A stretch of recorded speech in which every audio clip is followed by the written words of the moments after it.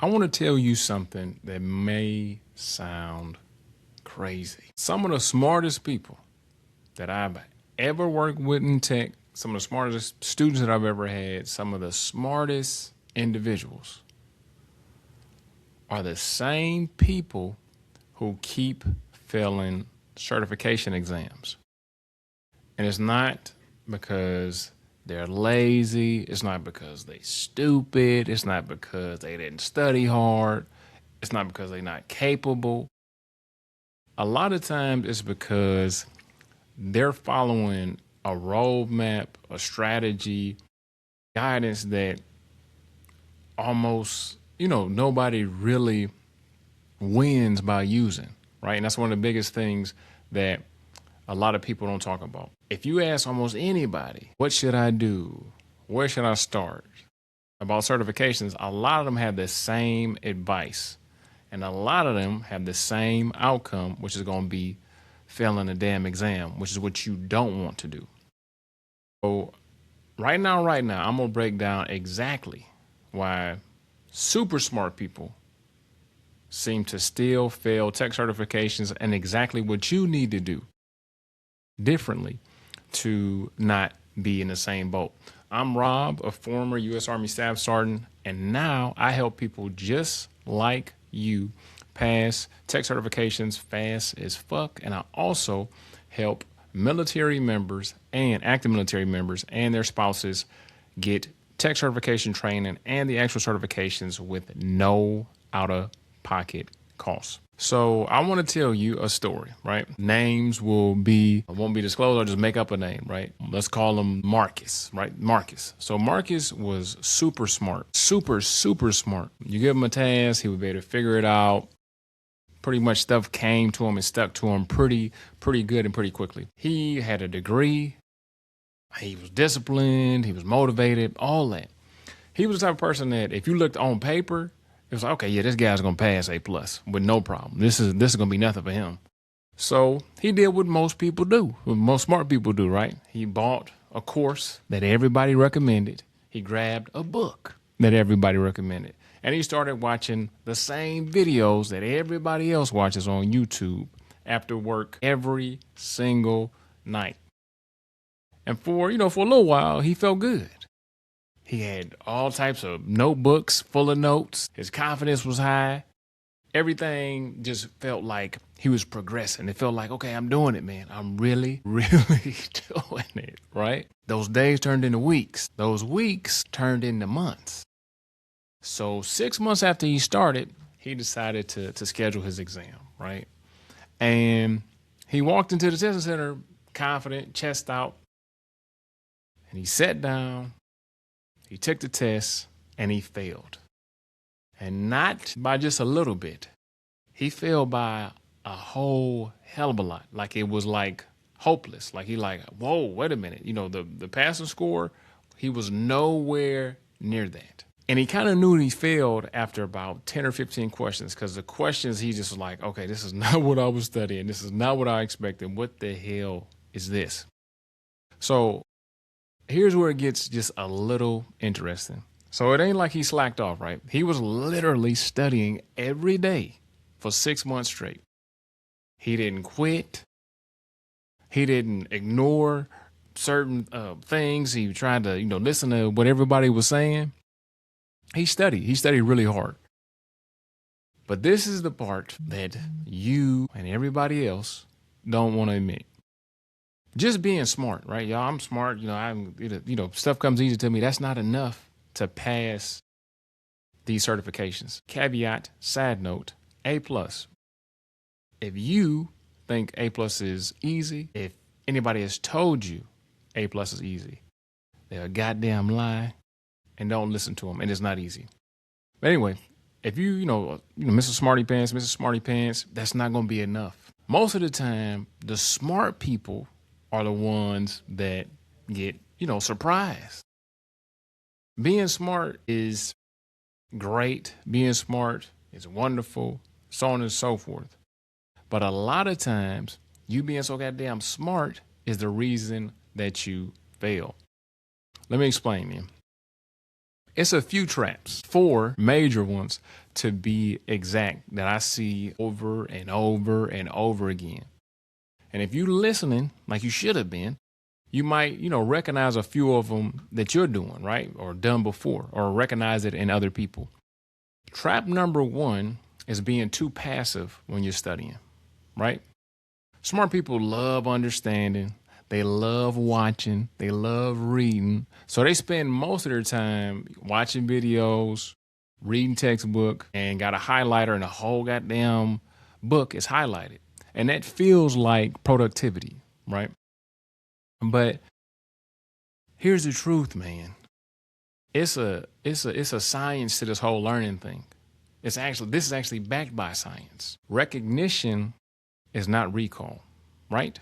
Just because you recognize something does not mean that you're going to be able to recall it at a later time, which is really damn important on the exam. You need to recall what you learned. Just because something looked familiar, or I've seen that somewhere, that does not mean your brain can actually retrieve that information when you are in the damn closet, basically taking an exam under pressure, got a clock, you done paid for it, you worried, you sweating, you ain't eat, you didn't sleep well.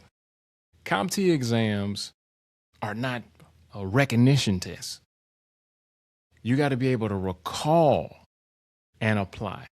Not recognize, but you got to recall the information that you learned and then apply what you learned on the actual exam. The next trap I see is not taking enough practice exams or avoiding practice exams completely. And this is one of the biggest mistakes that Marcus made. He would study a bunch of stuff and watch a bunch of videos, but he was not doing any practice stuff, no practice exams. He pretty much thought, okay, if I know it, I should be fine on the actual exam. And he used to say shit like, I want to finish the material first. I want to watch all the videos. I want to do it. No. Or he says something like, I'm not ready for practice tests yet, or I'll test later. But the reality is this, man. Students who frequently try to retrieve and test the information and practice the information they already learned, meaning that they, testing early. Okay, I just learned this shit today. Let me test myself on it today.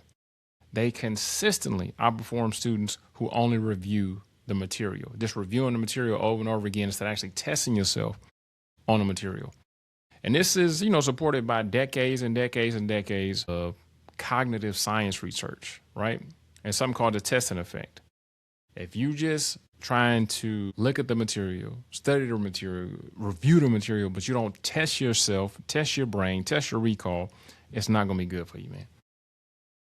Testing is a part of studying, and testing is going to make you a whole hell of a lot better when it comes to actually passing these exams. The third thing that a lot of people mess up is trying to be a lone wolf, right? Trying to study in isolation, trying to do this by yourself.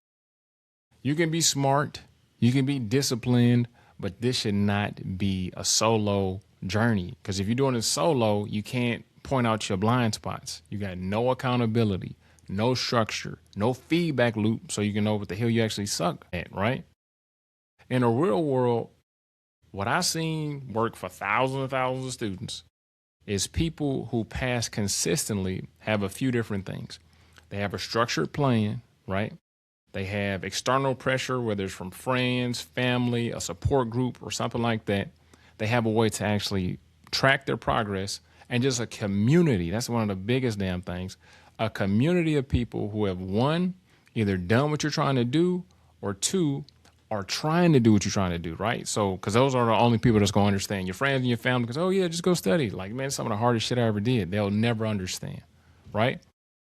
A lot of times you try to do it by yourself, you start to drift. And not because, you're weak, you're not motivated, you're not disciplined. It's just because you're human. And a lot of times you need that outside push, right? And the number 4 trap, which happens over and over and over again, is underestimating or completely being unaware of the performance-based question. This is where most people get cooked. This is the first thing you'll see in the exam. And if you get the first thing wrong in the exam, it's going to mess up your confidence for the whole exam. Imagine that. You've been studying for 6 months, and the first thing you say on the goddamn exam, you have no idea what it's talking about. I'm talking about 0. So Marcus, he went in there, chest puffed out, And the first question, he said, oh shit. Got the bubble guts, start sweating. Didn't know what he not just did he didn't just get it wrong. He had no idea what the fuck he was talking about. Right? And I don't want you to have to, go through that.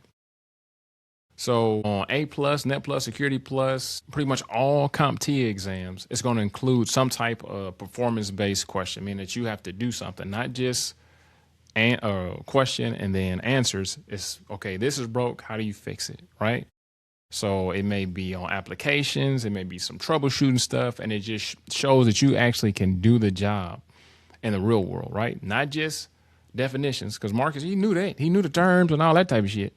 But what about actually applying the stuff, right? What these terms mean, what these definitions mean. How does all this stuff piece together? And the performance-based questions, also known as simulations, that's kind of where his gaps showed up. So you're probably asking, what happened to Marcus? After he took the exam, he actually, I was about to tell a bad joke. I ain't gonna do it. He's fine. But anyway, he failed, right? Really bad. And he was frustrated. He was super frustrated. He was saying shit like, maybe this just ain't for me. Maybe I ain't as smart as I thought I was, so on and so forth. And that's usually where most people quit. Fortunately, he didn't quit. He just changed his strategy. He just actually listened to a mentor, in this case being me, and just understood it. It wasn't his intelligence. It wasn't his motivation. He just had the wrong strategy. And this is exactly what he did different the second time. So if you haven't been listening, if you haven't been taking notes, you need to take notes on this part right here. So Marcus shifted to something that a lot of people avoid. Pressure, right? Activator pressure. You got to do this. Deadlines, this type of stuff, right? The first thing he did, he started doing practice tests, right? Practice tests early and often. He actually started doing a practice test the day after he failed. So instead of waiting until the end of him studying, waiting until the end of everything, he would study every day. And then whatever he learned throughout the week, he would test himself on that every week. A lot of times he didn't feel ready. A lot of times he failed those practice tests. But as he kept doing it, as he kept going forward, he got better and better and better. And this really forced him to be able to retrieve the information under pressure, right? So when he was going through all of our practice tests, it was timed. It was exactly the way the exam is, right? Because it's one thing to recall something in the comfort of your own home, but it's something when that clock is ticking, when you paid your money, it's a completely different animal. The second thing he did, he focused on his weak areas, right? Whatever his weak areas were, that's where his focus was. A lot of students, for some reason, only want to focus on and study the stuff that they're already comfortable with, the stuff that they already know. Anything to give them the bubble guts, anything that kind of make them nervous, they don't want to focus on that. So he just made sure that he focused on whatever questions he missed, anything that literally had him confused, and made sure that he was completely comfortable with performance-based questions. The next thing he did was adding a lot more structure to the way he studied. So he stopped studying like, okay, I feel like it today, or just I'm going to study. I study every day after work, no matter what the fuck it is. I just pick up something and I just start studying, right? We created scheduled sessions for him, measured the goals so he can kind of see, okay, Monday, I didn't know this. And wow, by Friday, I know 10 different things that I didn't know, right? And just actually track his progress, because, the numbers and the data is not going to lie to you. You can lie to yourself and say, I'm doing good. I study this, I study. Okay, cool. But what did you learn and what did you retain? So Marcus took 6 months on his own, right? He rocked out with us for 2 weeks, retook the exam. Same Marcus, same brain, same everything except his strategy. And this time he passed. And, within about a month or two after that, he landed his first tech job. So that's the part I want you to hear as clear as possible. Most people that fail certifications, most people that go through this, it's not because they're dumb. It's not because they're not smart enough. They just had the wrong strategy, man. That's all it is. So if you've been studying for 2 months, 3 months, 4 months, 6 months, putting in the time, doing what you think is right, but you're not seeing the expected results, whether it's the amount of time, the speed, or you took the exam, you're just not getting it, or you're taking practice exams and you're just not getting it. You're just not getting it. You might not even need to work any harder, but you damn sure need to work smarter. So if you're looking for the exact practice environment designed to expose whatever weak points you have, to build real exam confidence, this type of stuff, you can go check out our practice exam simulator at passtechsearch.com. And if this episode hit home for you, just make sure that you leave a comment below. Let me know what your favorite part was. Let me know what you're working on. Let me know what certification you're working on. Other than that, this is Rob from passtechsearch.com, and I will see you in class.